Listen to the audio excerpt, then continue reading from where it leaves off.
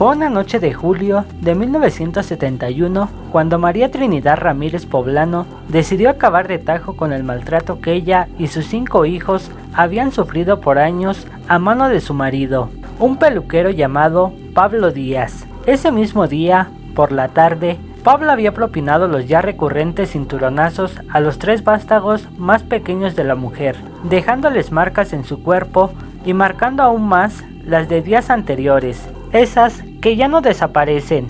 Cuando el peluquero dormía, María, quien se dedicaba a vender tamales en la colonia Portales del entonces Distrito Federal, tomó un bate de béisbol y sin pensarlo 2 veces le propinó 3 fuertes golpes a su cónyuge, quien ya no pudo recuperar el aliento para levantarse.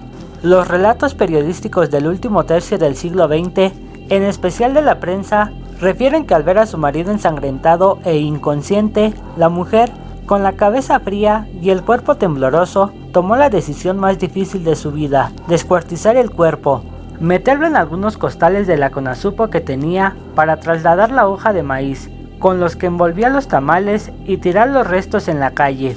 El escándalo se desató la mañana del lunes 19 de julio del referido año, cuando algunos de los restos del otrora peluquero fueron hallados a un lado de una casa marcada con el número 508, en la calle Sur 71A, de la colonia Justo Sierra, al sur de la capital del país.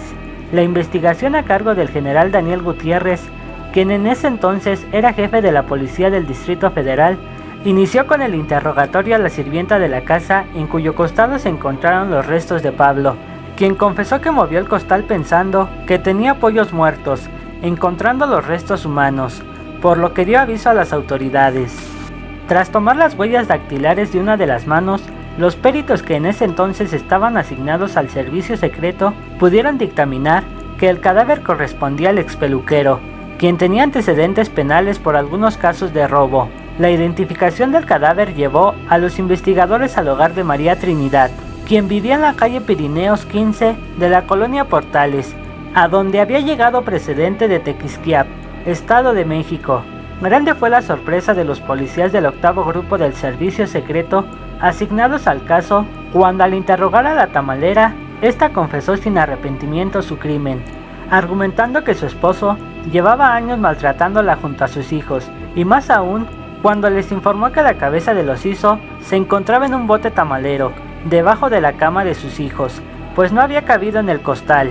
En aquella época se especuló sobre la posibilidad de que María Trinidad hubiera usado la carne del cuerpo de su ex esposo para cocinar sus suculentos tamales, pues un epigrama publicado en la prensa informaba lo siguiente: la tamalera asesina hirvió la cabeza en el bote de tamales, lo que hace que los criminales, con sus horrendos afanes, desde ayer en restaurantes nadie pruebe los tamales, aunque en realidad la cabeza estaba conservada en agua fría, para que no se descompusiera y despidiera mal olor. La declaración de la tamalera de la Portales, que en ese entonces varios periódicos retomaron al pie de la letra, aún causa escalofríos. Dio 3 batazos al hombre. Aún con vida le cortó las piernas con una cegueta, por lo que murió desangrado, y posteriormente cortó trozos de cuerpo con un hacha. El ruido no despertó sospechas, pues era el proceso que habitualmente realizaba para destazar los pollos o pedazos de carne de res con los que rellenaba los tamales que vendía. El 29 de julio de 1971, María fue condenada a 40 años de prisión por homicidio, violación a la Ley General sobre Inhumaciones y profanación de cadáver. Finalmente terminó purgando 20 años en el Centro de Reclusión Femenina de Tepexpan, Xochimilco, y en Santa Marta, Catitla. María murió en 1995, en Tequisquiapan, Estado de México, a donde regresó tras haber cumplido su condena. De sus hijos, nada se volvió a saber. En 1993, al más puro estilo ska, las víctimas del Dr. Cerebro lanzaron el tema La Tamalera, en el cual hacen alusión al caso de María. Ella vendía a su marido hecho pedazos, por portarse mal y no darle para el gasto. La tamalera, y yo comía los de dulce, sin preocupación. Cuando pasó algo que me causó horror, me comía yo la mano de un pobre señor, y nos fuimos asustados a la delegación, dice la canción. En 1994, el director Juan López Moctezuma filmó la película El alimento del miedo, basada en la historia de la popular tamalera de la Portales, y en un capítulo de la serie televisiva Mujeres Asesinas, transmitido en el 2008, se inspiró en el caso.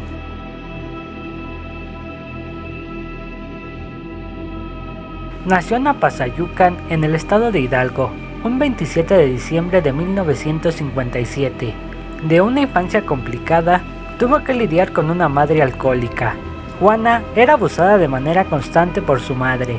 No podía tener amigos, no la dejaba asistir al colegio y el poco dinero que se conseguía para ambas, su madre lo gastaba en alcohol. Cuando tenía tan solo 12 años de edad, su madre la llevó con un conocido de ella, un sujeto de 26 años, donde bebieron y ofreció a su hija por 3 cervezas al sujeto, quien aceptó el trato y abusó de Juana. Barraza era maltratada y abusada por el sujeto. Quedó embarazada y tuvo un hijo a la edad de 13 años, llegando a concebir un total de 7.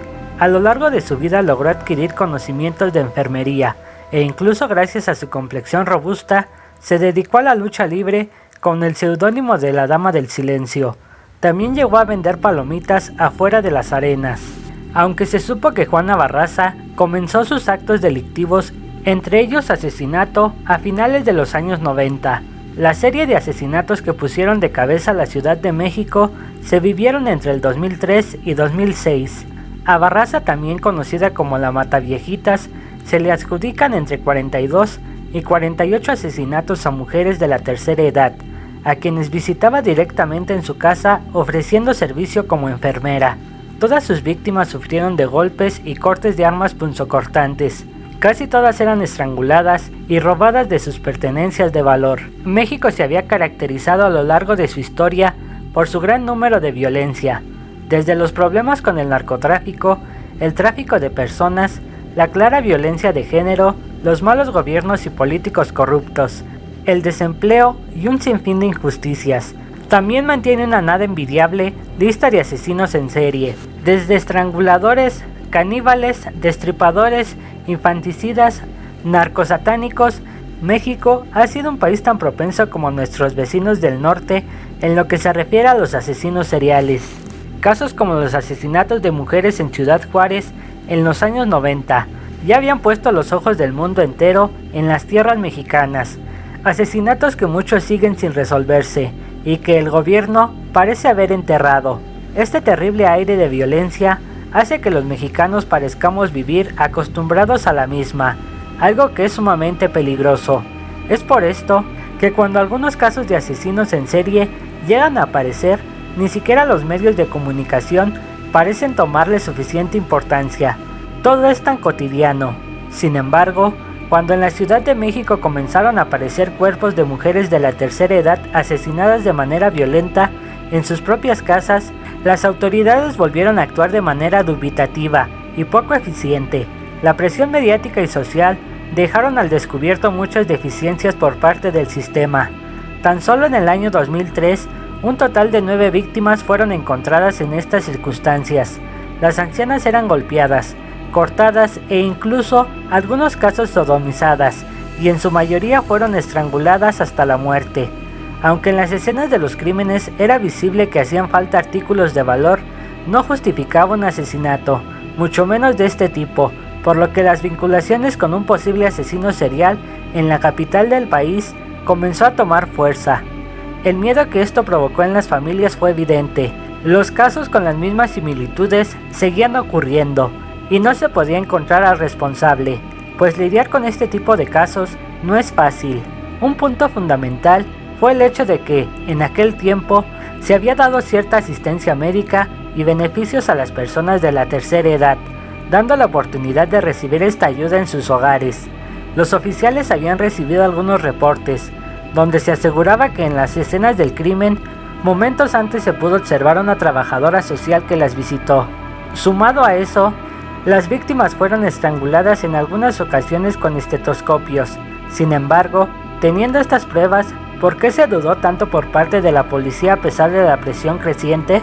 La situación era más compleja de lo que parecía.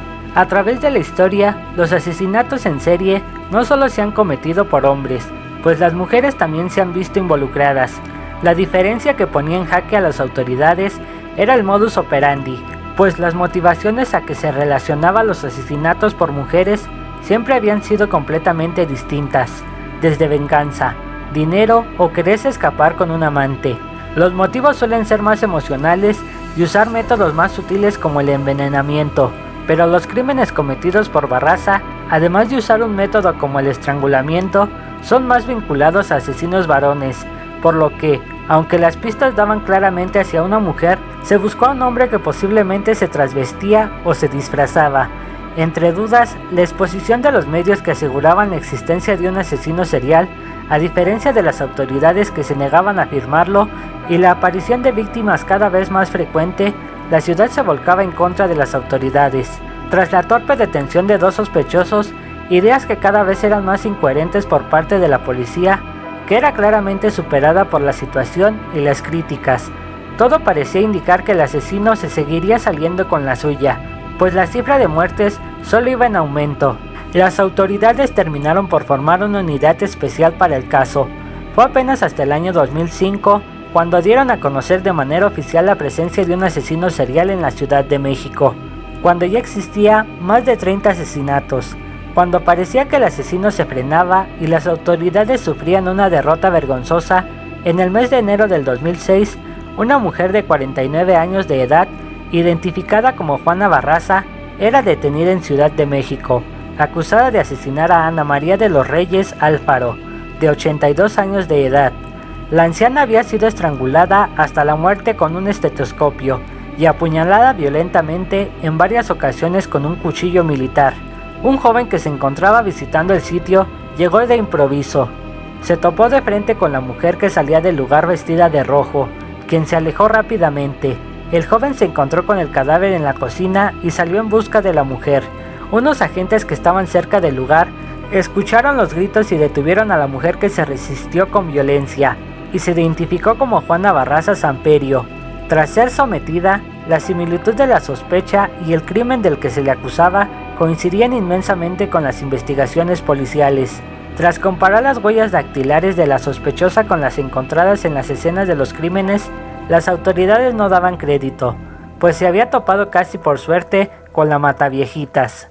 En un principio, Barraza confirmó el asesinato de Ana María de los Reyes y otras ancianas durante años anteriores. A pesar de que la detención se hizo pública a través de los medios, esta fue tomada con cierta incredulidad, pero las autoridades se dieron a la tarea de convencer y justificar su detención, incluso mostrando evidencias y exponiendo a la presunta asesina en televisión, para que no quedara duda de ello. Sin embargo, todos los errores cometidos previamente, así como la búsqueda de un sospechoso transvesti, dieron a entender que ni los mismos investigadores sabían bien qué era lo que estaban buscando, y las críticas no cesaron. Tuvo que ser encontrada infraganti durante un crimen y ni siquiera fue por las autoridades, por lo que el mérito que ésta se daba por su detención fue duramente criticada por los medios y comunidad, dictándolo como un golpe de suerte. Tras los juicios, se le acusó por el asesinato de 40 mujeres de la tercera edad, aunque solo se le comprobó y condenó por 16 de ellas con cadena perpetua, pero se especula que pudieron ser hasta 48 los cometidos. En declaraciones, Juana Barraza culpó al odio que sentía por su madre. Barraza fue un caso que cambió la manera en que el mundo miraba a los asesinos en serie, pues jamás en la historia se había presentado un caso como el de ella, una asesina fuera de todos los cánones relacionados en la materia. Como un dato curioso, unas semanas antes de ser arrestada, Barraza había salido en una nota de televisión a nivel nacional en un evento de lucha libre, donde se encontraba sonriendo y bromeando con el entrevistador. Y bueno amigos, hasta aquí el video. Si les gustó, no olviden dejar su like y compartirlo con algún amigo si es que lo desean. Activar la campana de notificaciones para que YouTube les avise cuando subamos nuevo video. En la descripción les voy a dejar los enlaces para que visiten nuestras redes sociales. También no olviden suscribirse a este canal. Por mi parte, esto sería todo. Nos vemos. Hasta la próxima.